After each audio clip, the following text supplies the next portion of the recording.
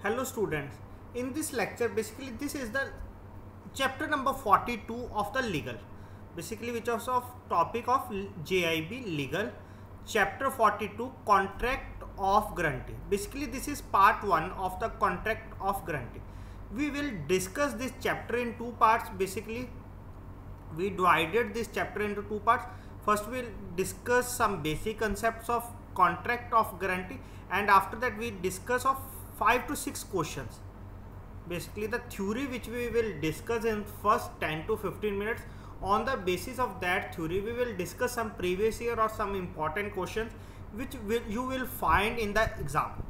So let's start with the today's topic, contract of guarantee. So first of all, I am Kirandeep Garg. Our YouTube channel is UGEM Shiksha Kendra. For all lectures update, you can subscribe our YouTube channel and share with your friends also. Our Facebook page is Aim to Achieve, and for all MCQs and all lecture videos, notifications are also updated in our Telegram group, which is JAIIB JAB UGEM. And for handwritten notes, you can mail on our email ID ugem2493@gmail.com. So let's start with our today's lecture, contract of guarantee. So what is the meaning of contract of guarantee? Under section 126 of which act? Of Indian Contract Act. Under section 126 of Indian Contract Act,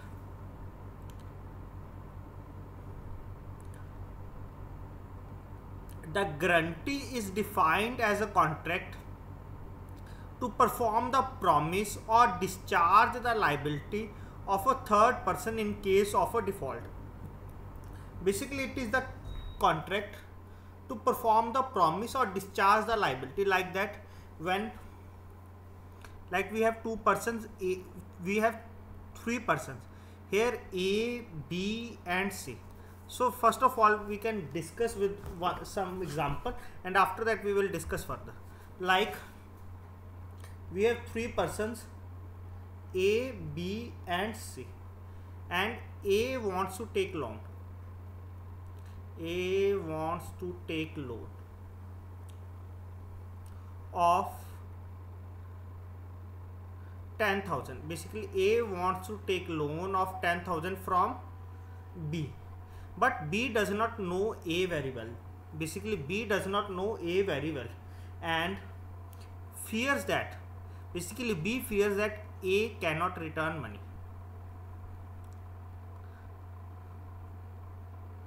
A cannot return money, but C is a, here C is a good friend of A. Basically C is a good friend of A,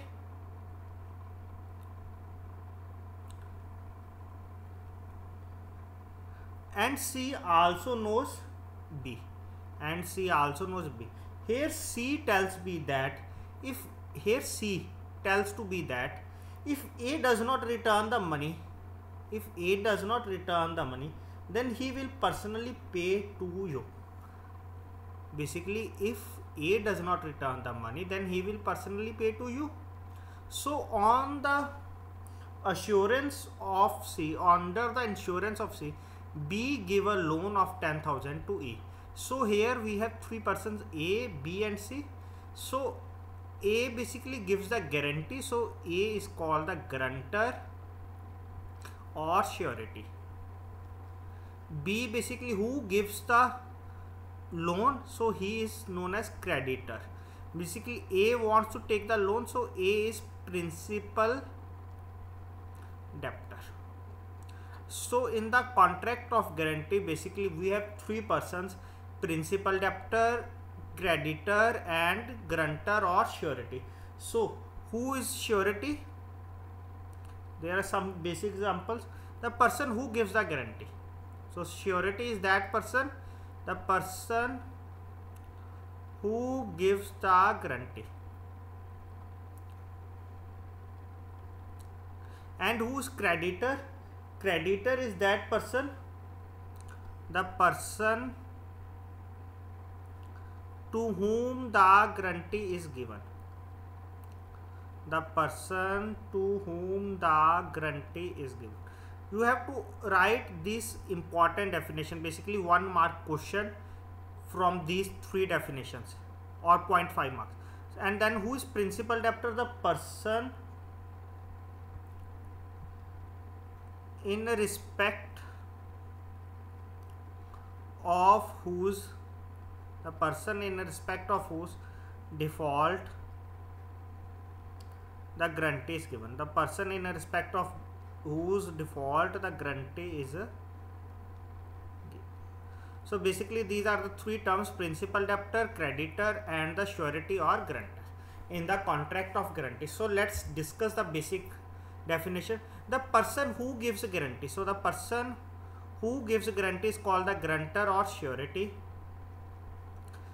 On whose behalf the guarantee is given is called the principal debtor. Basically on whose behalf the guarantee is given is known as the principal debtor, and in whose favor the guarantee is given is called the creditor, and in whose favor the guarantee is given is known as the creditor. So section 126 to 147 of the Indian Contract Act deal with the contract of guarantee. So you have to remind us from section 126 to 147, all the sections deal with the contract of guarantee. A guarantee may either be oral or written. A guarantee may either be oral or written. So parties, how many parties are involved in the contract of guarantee?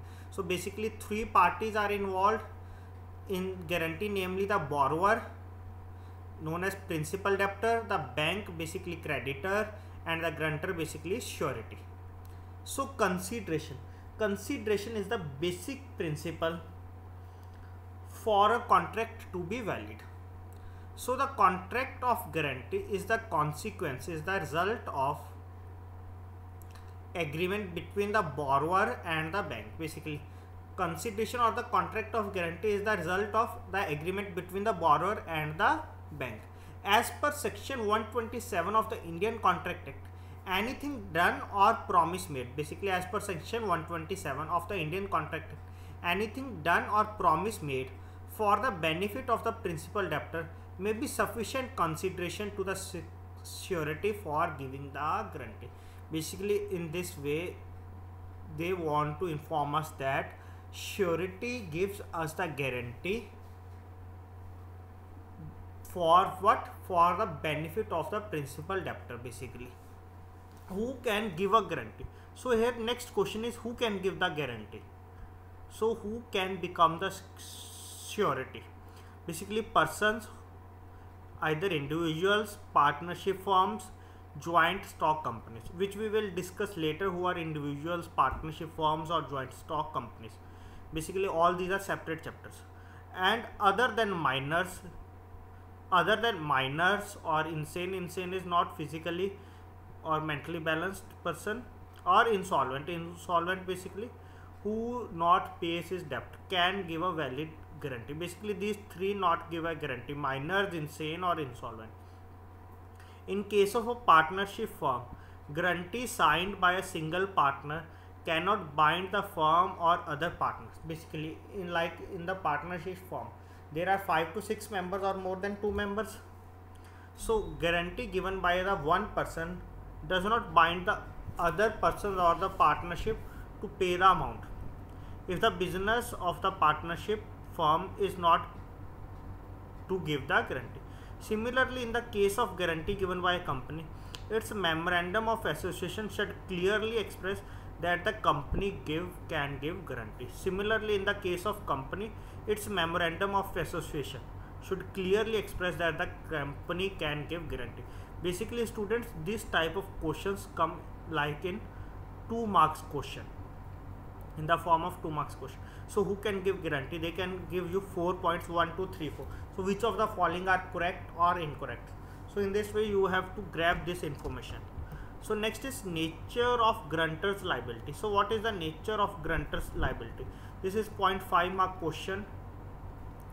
Also comes in 2017 JIB exam.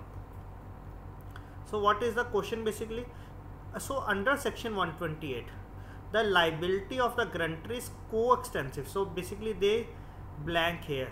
So what is the liability of the grantor is dash with that of the principal debtor is coextensive.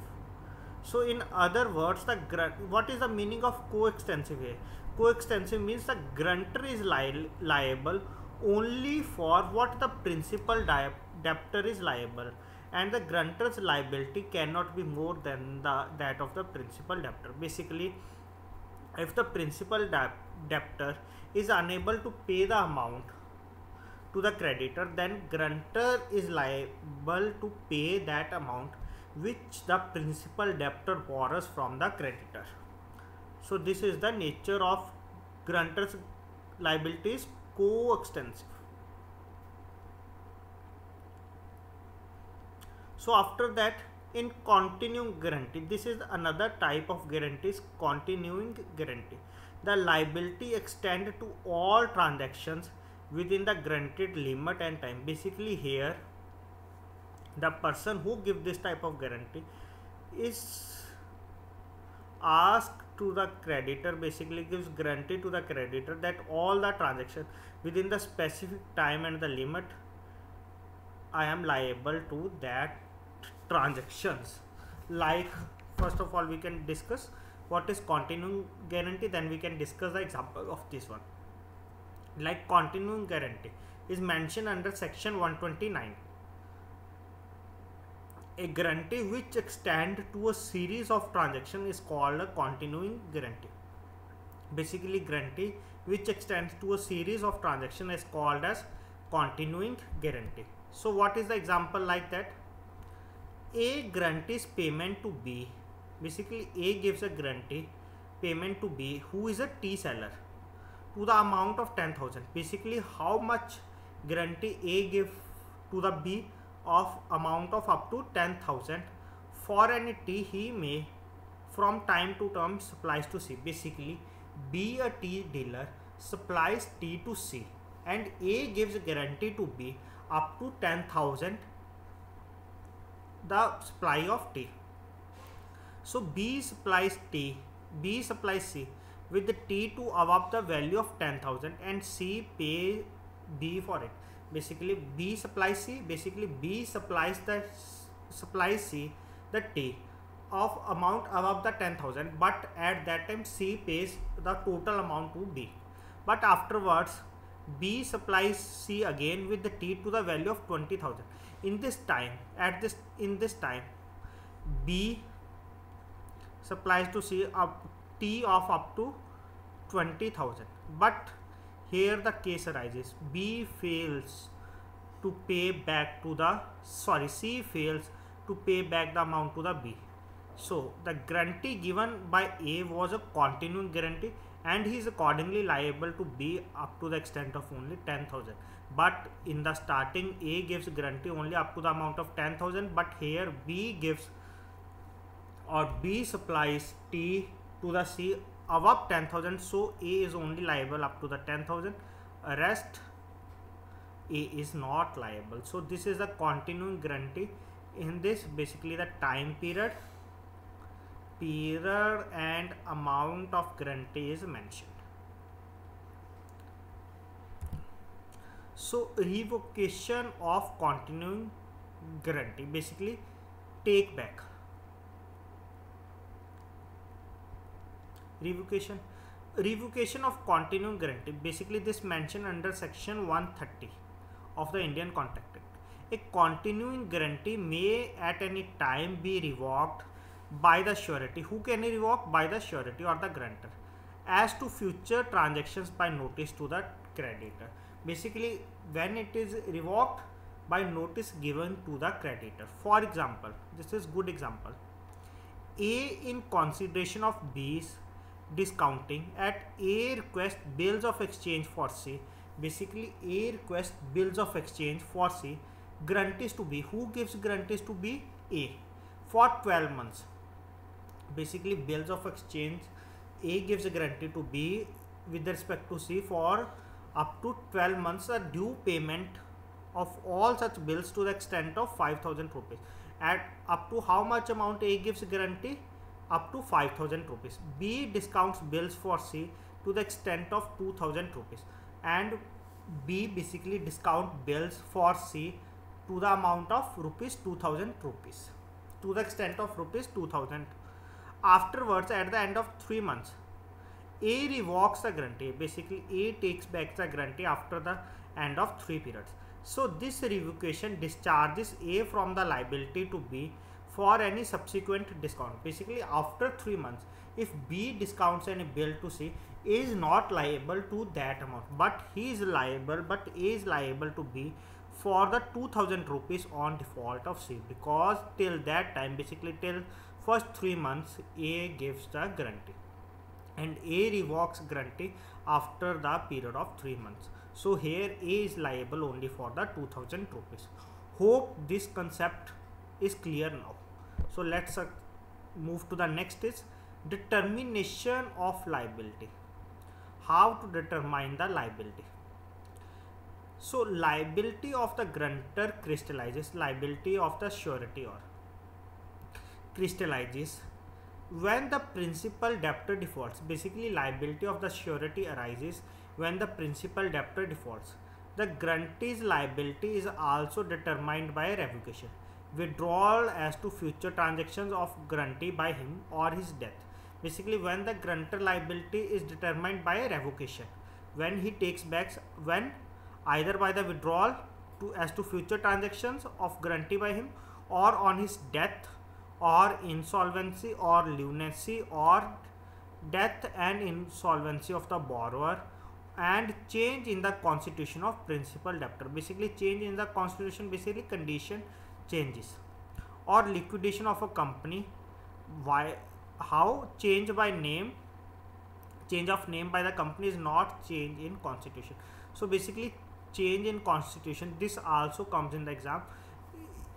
This matters or not when the change of name by the company is equivalent to change of constitution or not. Basically, change of name by the company is not means equivalent to the change in constitution.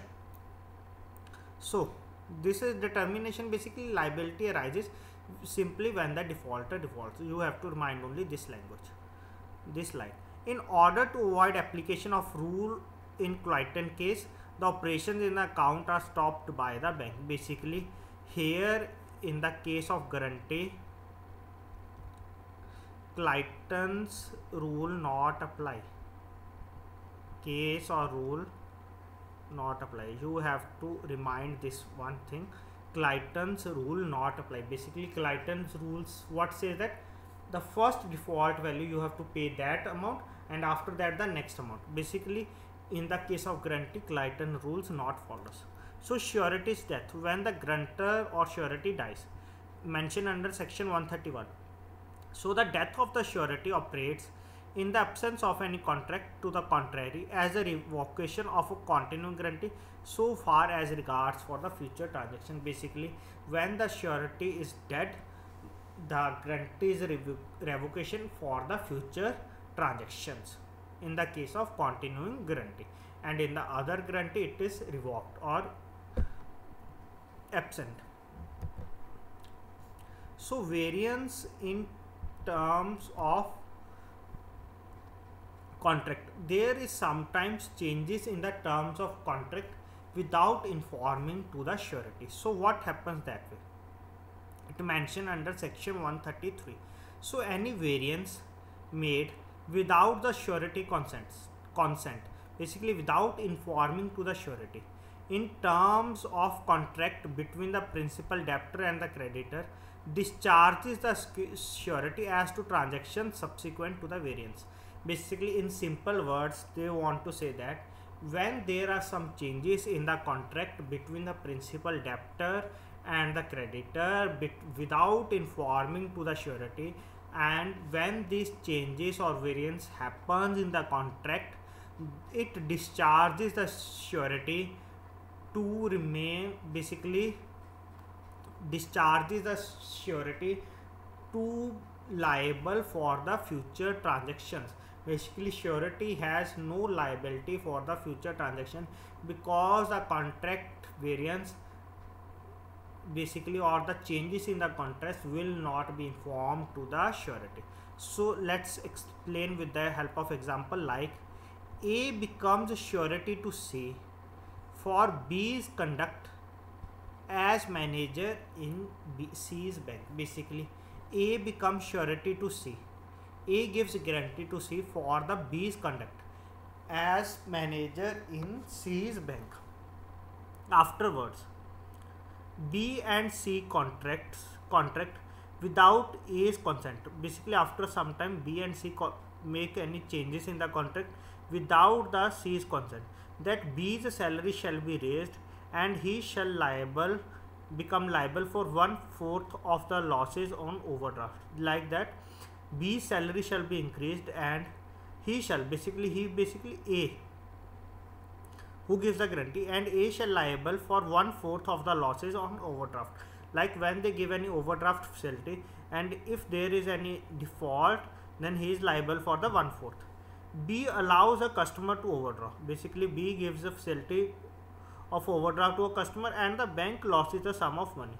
And here the bank losses because the person does not pay that money. So A, as per the rule, A is discharged from his suretyship by the variance made without his consent. Basically, here A is discharged from his suretyship or from his guarantee because the changes made in the contract is without the consent of the A, and is not liable to make good this loss. Basically, he cannot pay any amount here because he is not informed regarding the changes in the contract.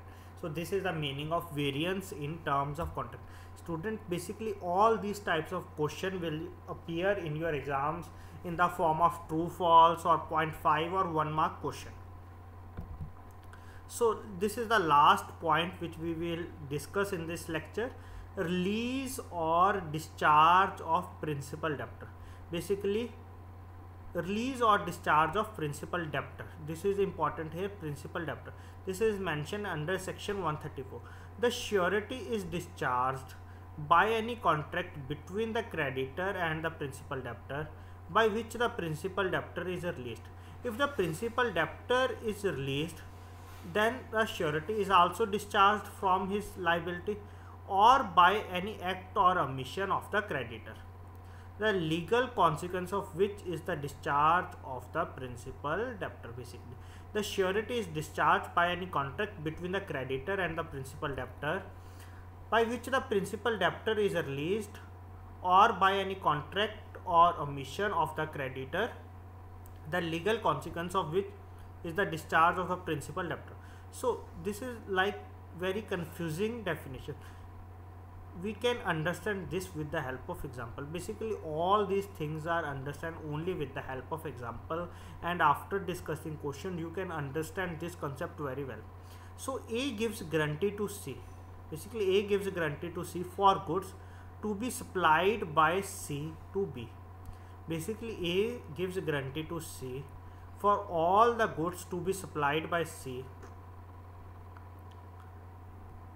to B.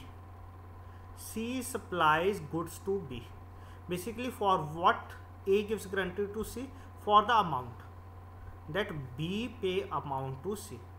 So A here C supplies goods to B, and afterwards B becomes embarrassed and contracts with his creditors. Basically, B becomes embarrassed and contract with his creditors. Basically, who supplies goods to the B? B contracts with all of them, including the C, to assign to them his property in consideration of their releasing him from their demands. Basically, they give them their property, of which basically from their demands, like they supplied goods and they want money, so he gives them their property. So here B is released from his debt by the contracts with the C. So here B is released because he assigned them his property and released from his debt by the contracts with the C. So when here B is the principal debtor,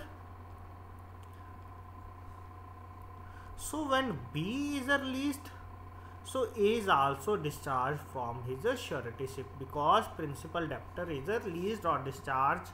So on the behalf of that, A is also discharged from his suretyship.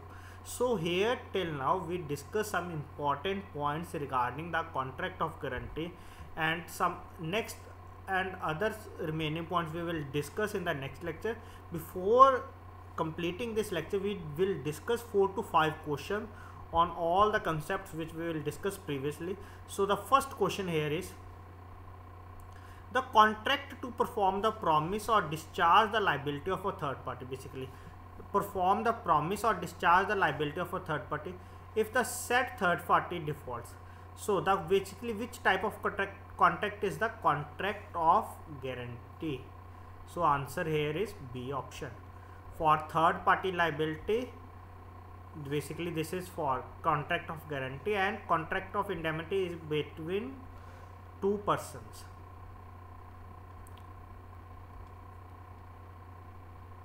And contract of guarantee between, so not between is only used for 2 persons, it is among used for more than 2 persons. So here is 3 persons. So which of the following parties do match in a contract of guarantee? So basically we have given 3 definitions.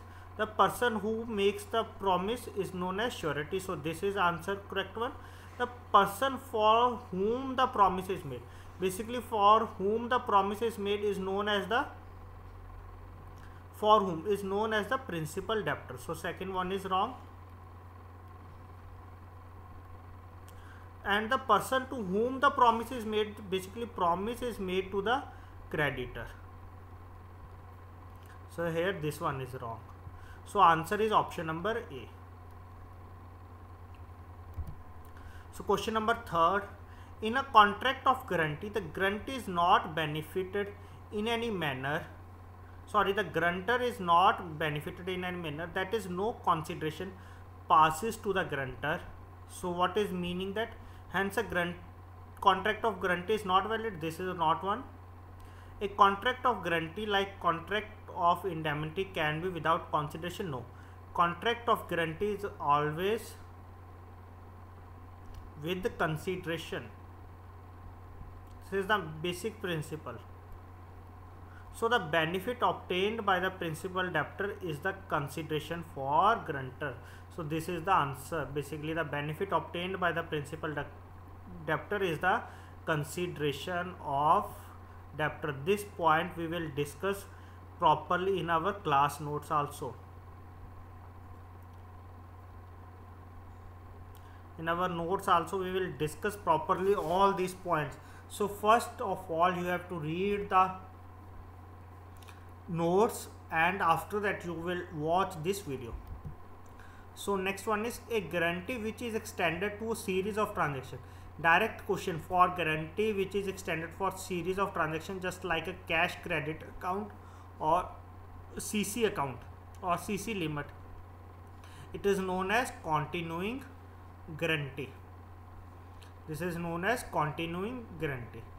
And you have to comment about the other guarantees. What is the meaning of omnibus guarantee, regular guarantee, or irrevocable guarantee?